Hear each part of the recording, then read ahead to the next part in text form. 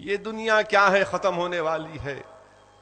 اگر مسجدوں کو آباد کرنے کی ہم بات کریں گے تو مسجد کو جا کر بیٹھیں گے نہیں، مگر کسی بال خاں کان خاں کے پاس شادی ہوگی تو جا کے ہوٹل کے پاس ٹھہر جائیں گے. انہیں آتا شاید وہ کان خاں کو دیکھوں گا میں. کیا دیکھنا ہے، کیا دیکھنا ہے؟ اللہ کے گھر میں اگر تم جا کر بیٹھتے تو اللہ تمہاری میزبانی کرتا. تم اللہ کے گھر میں جا کر بیٹھتے تو اللہ تمہارا میزبان ہوتا.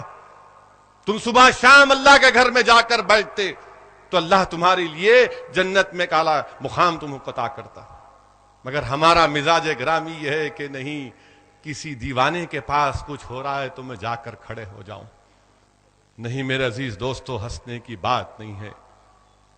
جب بات آئی تو میں یہ بھی کہنا چاہ رہا ہوں کہ ہماری ایک بہن نے کچھ کہہ دیا، ہماری ایک بہن نے کچھ کہہ دیا ایک بات، تو ہم کو کوئی اختیار نہیں ہے کہ ہم اپنی اس بہن کو ذلیل اور رسوا کریں.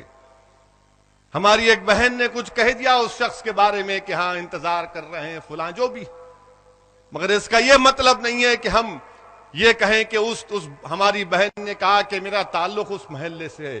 یقیناً وہ محلہ غیور مسلمانوں کا ہے، مگر اس کا یہ مطلب نہیں ہے کہ ہم اپنی بہن کی توہین کریں. یاد رکھو، اگر تم کسی کو ذلیل کرو گے تو یہ طریقہ نہیں ہے دین کی دعوت دینے کا. ہم کو کہنا چاہیے ہماری بہنوں سے کہ دیکھو، دین اسلام ان کو بتاؤ اور کہو کہ جس نے سب سے پہلے دین اسلام کو قبول کیا وہ خاتون تھی، وہ امت کی ماں تھی. جو سب سے پہلے حافظ قرآن تھی وہ ہماری امت کی ماں تھی. جس نے اللہ کی راہ میں سب سے پہلے اپنی جان کی قربانی دی وہ خاتون تھی. اگر تم یہ کہہ کر اپنی اس بہن سے کہو گے کہ دیکھو یہ تمہاری قربانیاں ہیں اور تم کہاں جا رہی ہو، یاد رکھو اگر تم کسی کو ذلیل کرو گے یوٹیوب پر اپنے گندے گالیوں کو ڈال کر کے فلاں ایسا تھی انہیں وہاں گئی تھی، یاد رکھو یہ کام آنے والا نہیں ہے، کارآمد ثابت نہیں ہوگا، بلکہ تم اس اپنی بہن کو دور کر رہے ہو دین سے. مت کرو حرکت، یہ مت کرو. یاد رکھو تمہارے چند الفاظ، تمہاری گالیاں ہماری بہنوں کا دل توڑ رہی ہیں. کیوں نہیں تم یوٹیوب پر، کیوں نہیں تم ان نوجوانوں کے بارے میں کہتے جو وہاں پر کھڑے ہوئے تھے؟ کیوں نہیں تم کہتے؟ مگر ایک بچی ہے تو تمہارا کوئی حق نہیں پہنچتا کہ تم اس کے بارے میں کہتے جاؤ.